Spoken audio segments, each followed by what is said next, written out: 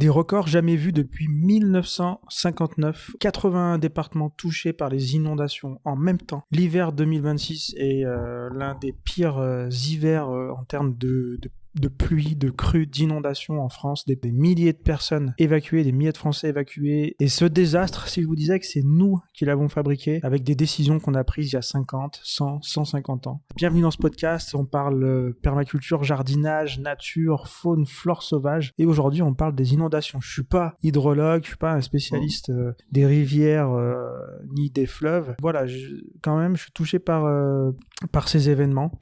Qui soient d'origine du changement climatique ou pas. Et du coup, j'ai quand même quelques pépites à vous apporter. Voilà, je ne vais pas juste faire des hypothèses. Hein. Il y a quelques études qui montrent qu'on pourrait avoir, on pourrait mettre en place des solutions pour diminuer toutes ces problématiques, non pas faire en sorte qu'il pleuve moins, mais faire en sorte que nos sols soient capables d'absorber, de retenir, de ralentir un peu plus l'eau, un peu plus les pluies et du coup limiter les inondations, du moins surtout dans les grands fleuves, comme on le voit là, les grands affluents, les grands fleuves et leurs affluents, comme c'est ce qui est beaucoup touché cet hiver 2026, c'est surtout du côté de la Garonne, tout ça, où il y a pas mal de choses, mais même là, moi je suis du côté de la Saône, il y a des inondations, du côté du Rhône, il y a des inondations, voilà, c'est vraiment un épisode exceptionnel. Ça faisait longtemps qu'on n'avait pas vécu ça, donc je me suis dit, on va en parler sur mon podcast aujourd'hui. Donc voilà, pour parler de ça, déjà, d'ailleurs, si tu t'intéresses à la permaculture ou au jardinage, on va pas parler de jardin ni rien, mais voilà. Tu sais que dans mon podcast, j'aime bien aborder des sujets qui te permettent à mieux comprendre la nature, ton environnement, pour mieux jardiner. Pour moi, si on veut être un bon jardinier, il faut avant tout connaître la nature, connaître comment la nature ça fonctionne, pour que nous, quand on jardine, parce que quand on jardine, on essaye un petit peu d'imiter la nature au final. Enfin, du coup, on a les mêmes impacts. C'est comme si on avait des impacts sur nos plantes. C'est comme si quand on arrivait et qu'on jardinait, c'est comme si d'un coup, nous, on va arroser, d'un coup, on va faire des inondations, ou d'un coup, on va arracher des plantes, donc on va faire de l'érosion. Enfin, tu vois, quand on jardine, on a un petit peu comme la météo, quoi. Finalement, on vient provoquer, on vient faire des grosses perturbations à nos cultures. Et du coup, si on connaît mieux comment fonctionne la nature, on va mieux, on va dire, manipuler notre jardin, manipuler nos cultures, manipuler notre potager, pour qu'il aille dans le sens qu'on veut, et le sens qu'on veut, c'est le sens du vivant, c'est le sens de la récolte. On veut plus récolter, on veut plus de plantes, on veut plus d'animaux. Enfin, en tout cas, moi, c'est ce que je cherche. Si tu t'intéresses à la permaculture, je pense que c'est ce que tu cherches. Après, c'est vrai que l'humain, aujourd'hui, il a tendance à vouloir l'inverse. Enfin, pas l'inverse, mais peut-être un petit peu moins de faune et de flore sauvage, et plus de culture. Mais nous, on a compris que l'un ne va pas sans l'autre. Et bref, voilà. Donc, si tout ça, ça t'intéresse, je t'invite à regarder dans la description. Tu peux télécharger un guide pour démarrer ton jardin. Tu peux faire appel à mes services. Tu peux regarder d'autres épisodes de podcast. Mais aujourd'hui, on va parler donc des inondations, de la rivière. Juste, je te coupe un instant. Le programme est chargé, comme tu vois. Le sujet est important. Et d'ailleurs, j'ai une autre chaîne YouTube où je fais des radios libres, où on parle de plein de choses autour de la nature, de plein de choses. Et sur cette radio libre, j'aimerais faire intervenir quelqu'un, même plusieurs personnes, pour parler de nos cours d'eau en France, donc les fleuves, les grandes rivières, etc.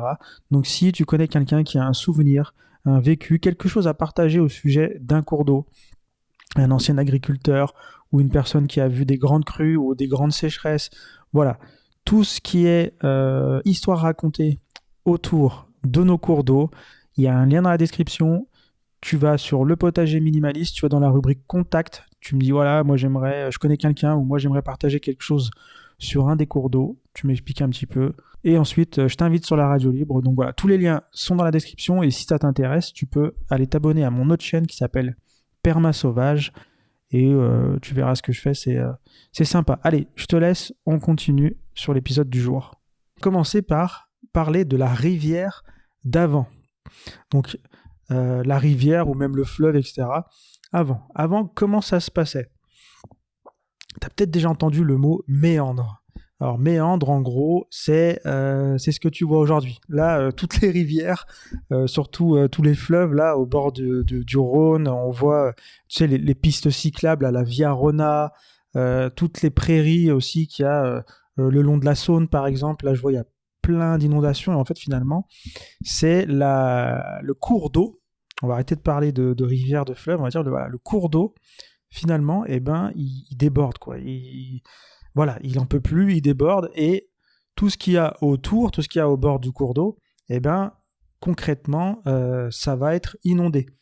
Et ça a pour rôle de aspirer l'eau, on va dire, de le rôle, c'est que ça soit autour de ce cours d'eau, c'est qu'il y a un sol perméable et non pas un sol imperméable.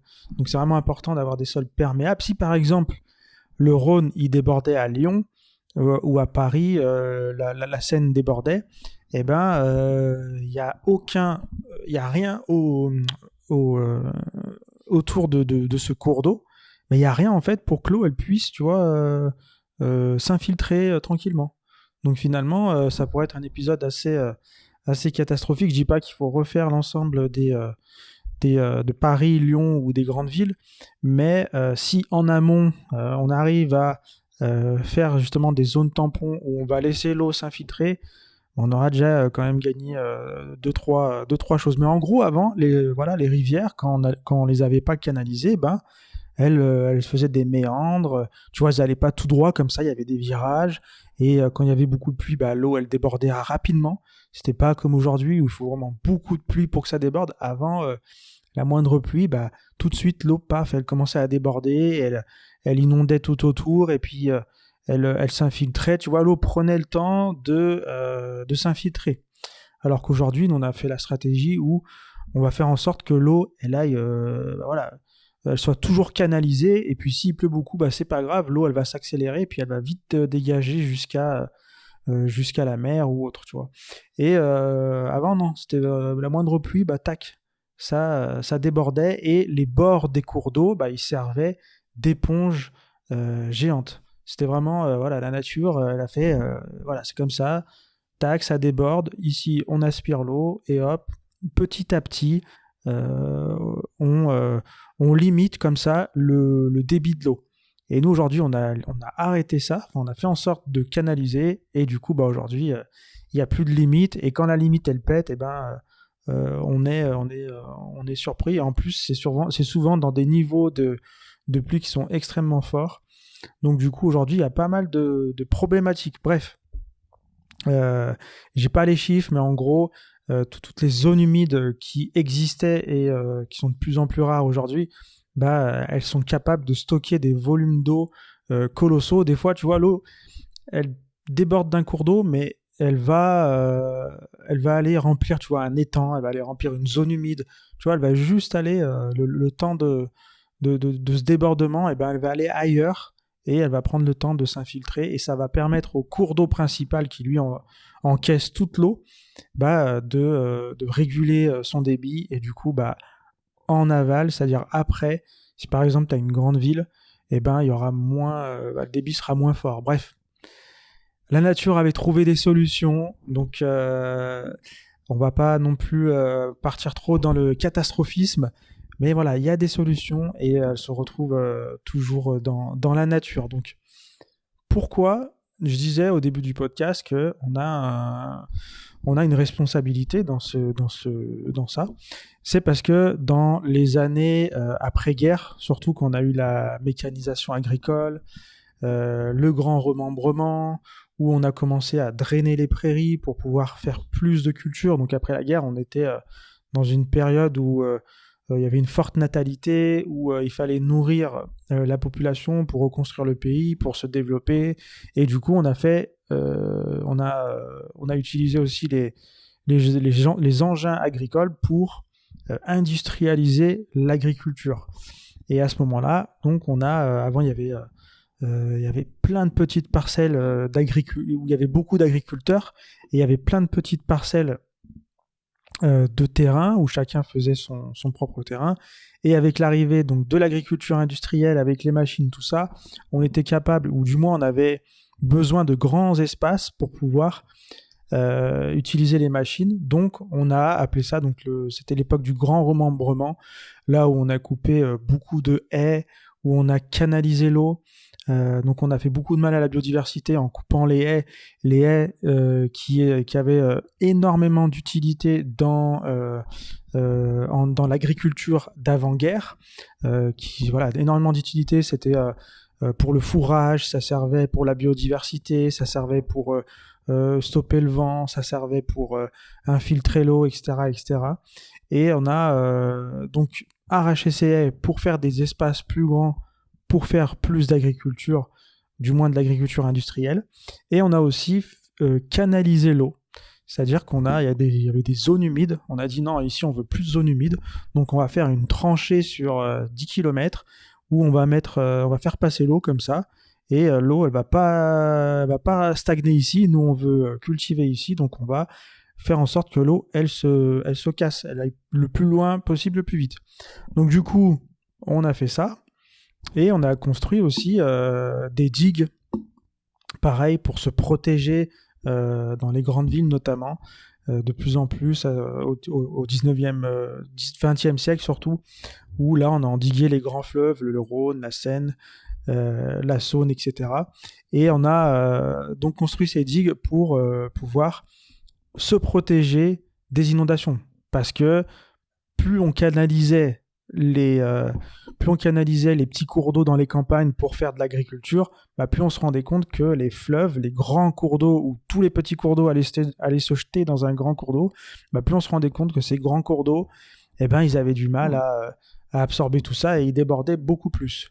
Donc, du coup, on s'est adapté, quoi. Puis en plus, avant, comme je disais, tous les grands cours d'eau, n'importe quelle taille que ce soit, quand ça débordait, et tous y débordaient en fait, tous, parce que un cours d'eau en bonne santé, comme le disent les hydrologues, et notamment aussi qui n'est pas hydrologue, Baptiste Morisot, si je ne me trompe pas, dans son livre sur le peuple castor, j'ai oublié le nom du livre, et donc il dit que lui, un cours d'eau en bonne santé, c'est un cours d'eau qui est à fleur du niveau de la terre en fait.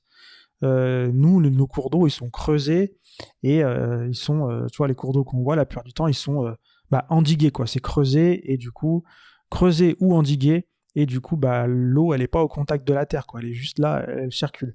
Et donc avant, on avait énormément de maraîchers qui étaient installés au bord de nos fleuves, et puis ils avaient leur technique. Quand il y avait des inondations, ils avaient des digues entre leurs parcelles de maraîchage pour pouvoir faire circuler l'eau. Parfois même, ils laissaient leur terrain s'inonder, surtout à l'automne, justement parce que les inondations leur amenaient énormément de fertilité dans les sédiments. Donc ils faisaient, ils pouvaient choisir, est-ce que j'inonde pas mes parcelles, quelles parcelles, etc. Il y avait tout un système comme ça, et on était capable d'absorber tous ces débordements.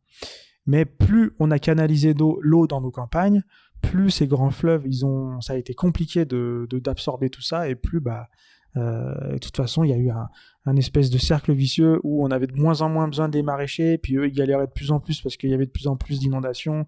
Enfin, les inondations étaient de plus en plus compliquées, donc après, petit à petit, en fait, on a endigué et fait disparaître tous ces petits maraîchers qui étaient dans les périphéries des villes, et notamment au bord de l'eau, parce que toutes les populations se sont érigées près de l'eau. On a besoin de l'eau pour vivre, pour laver nos vêtements, pour transporter nos matériaux, etc. J'avais fait un épisode de podcast là-dessus, tu pourras le retrouver dans les anciens épisodes.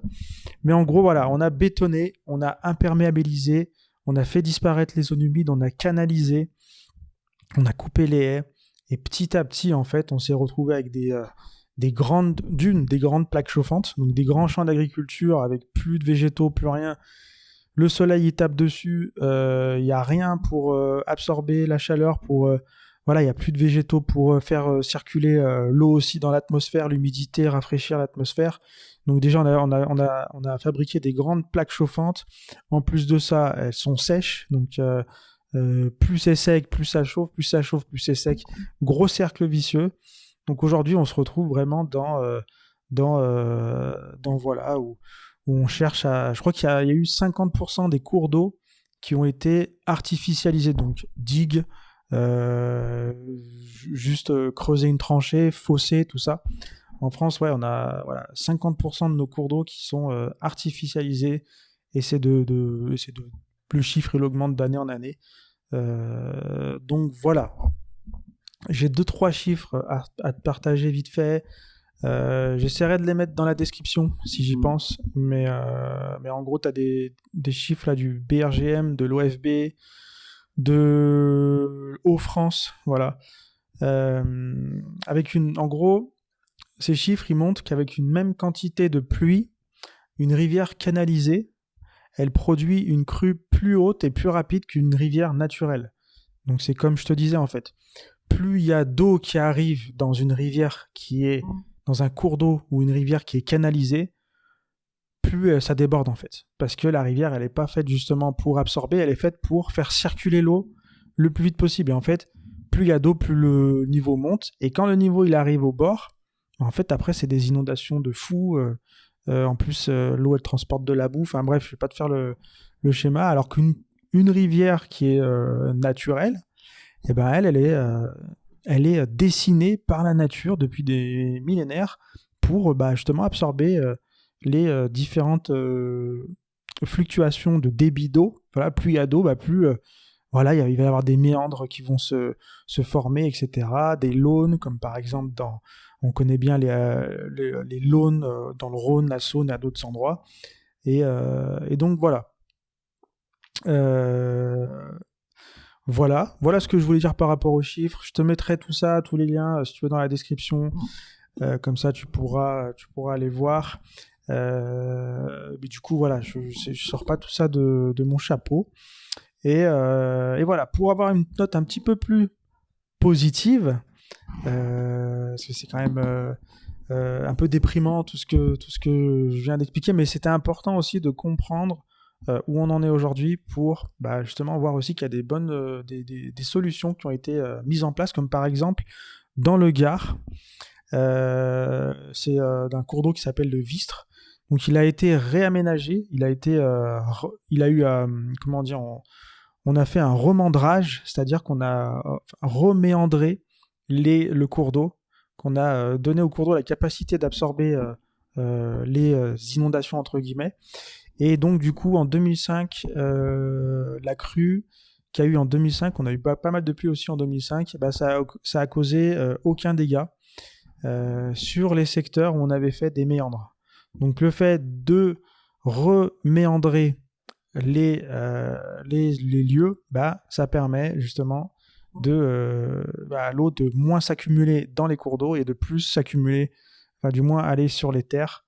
Et du coup, si tous les cours d'eau, on fait du reméandrage, et plus on en fera, plus ça inversera la tendance des inondations.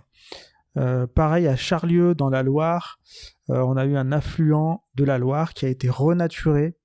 Et pareil, c'était un endroit où il y avait pas mal d'inondations. Et le fait d'avoir renaturé cet endroit, ça a fait cesser les inondations habituelles. Parce que le fait aussi de, comme je te disais, en ville par exemple, et vu que les sols sont imperméables, l'eau, de toute façon, l'eau elle cherche toujours à aller quelque part. Donc elle s'accumule. Et si on met des plantes, des arbres, si on met tout ça, des sols perméables et surtout végétalisés, les racines elles vont être capables de créer tout un tas de chemins dans le sol, et surtout des chemins qui vont mener à des nappes phréatiques, et voilà, tout un tas de complexité, parce que même si tu avais par exemple, tu dis on va désimperméabiliser, donc on va tout simplement faire... tu vois, si tu avais juste de la terre sans aucune vie à l'intérieur, sans racines, sans plantes, sans rien, en fait, la terre, elle devient dure comme du béton et c'est comme si tu avais du goudron au final. Tu vois, l'eau, elle va circuler sur la terre comme si elle circulerait sur... la terre devient imperméable. Donc, il faut aussi faire en sorte que ta terre devienne perméable avec de la végétalisation principalement. Donc voilà, c'est faisable. On peut inverser la tendance. Il y a plein d'autres solutions. J'ai aussi énormément parlé du castor sur mes podcasts, donc n'hésite pas à aller voir. Le castor aussi, il a un rôle hyper important pour recréer des zones humides, pour ralentir l'eau dans les cours d'eau, les affluents, etc. Le castor est en repopulation en France. C'est un animal protégé, son milieu aussi est protégé et son rôle est très important aussi dans les inondations. C'est vrai j'espère que je t'aurai éclairé sur le sujet. N'hésite pas à me dire dans les commentaires s'il y a des choses qui sont pas claires, pardon. Mais vraiment, ce qui est important à comprendre, c'est pas parce qu'on va créer justement des zones humides ou qu'on va créer des méandres. En fait, on se dirait, mais en fait, on aggrave le problème vu qu'on rajoute des endroits où l'eau, elle peut stagner, tout ça, machin et tout. Bah non, en fait, faut comprendre l'eau en termes de cycle, en termes de vitesse à laquelle elle circule. Plus l'eau, elle ralentit, plus elle a des endroits pour ralentir. C'est un peu comme les aires de freinage, tu vois, sur l'autoroute pour les camions. Si un camion, il a plus de frein et il a aucune zone pour s'arrêter sur l'autoroute, tu sais, dans les descentes, des fois sur l'autoroute, ils mettent des zones pour que les camions, avec du sable, pour que les camions qui ont plus de frein ou un problème ou quoi, ils puissent aller dans ces zones et qu'ils puissent être ralentis et du coup, ils ne deviennent pas à danger pour l'autoroute, parce que si le camion, il n'a pas de zone comme ça, il fonce, il va de plus en plus vite et il peut plus s'arrêter et il casse tout sur son passage. Donc c'est un peu ça aussi c'est un peu comme ça que ça fonctionne aussi avec l'eau. Et donc voilà, j'espère que je t'aurai éclairé. N'hésite pas à me dire dans les commentaires si t'as des choses à partager, des questions ou quoi. Voilà. Est-ce qu'on est vraiment sur une catastrophe naturelle ou est-ce qu'on a provoqué un petit peu, est-ce qu'on a construit un peu ces événements qui nous arrivent aujourd'hui ? Je sais pas, dis-moi-le en commentaire aussi. Pense à partager cette vidéo pour que plus de gens comprennent ça. Alors c'est pas une vidéo, c'est un podcast. Voilà, il n'y avait pas d'image, mais j'espère que je t'aurai quand même donné quelques pistes. Et puis voilà. De toute façon, il y a des solutions qui sont en place. Hein. Plus on partagera ce genre de contenu, plus les décideurs ils vont faire en sorte de restaurer les rivières, reméandrer, réinstaller des barrages pour pouvoir ralentir l'eau. Donc c'est vraiment ça qui fera la différence aussi. J'espère que tout ça t'a bien éclairé. Et puis sur ce, je te laisse, on se retrouve dans un prochain épisode et regarde dans la description, il y a tout ce qu'il faut. Allez, salut!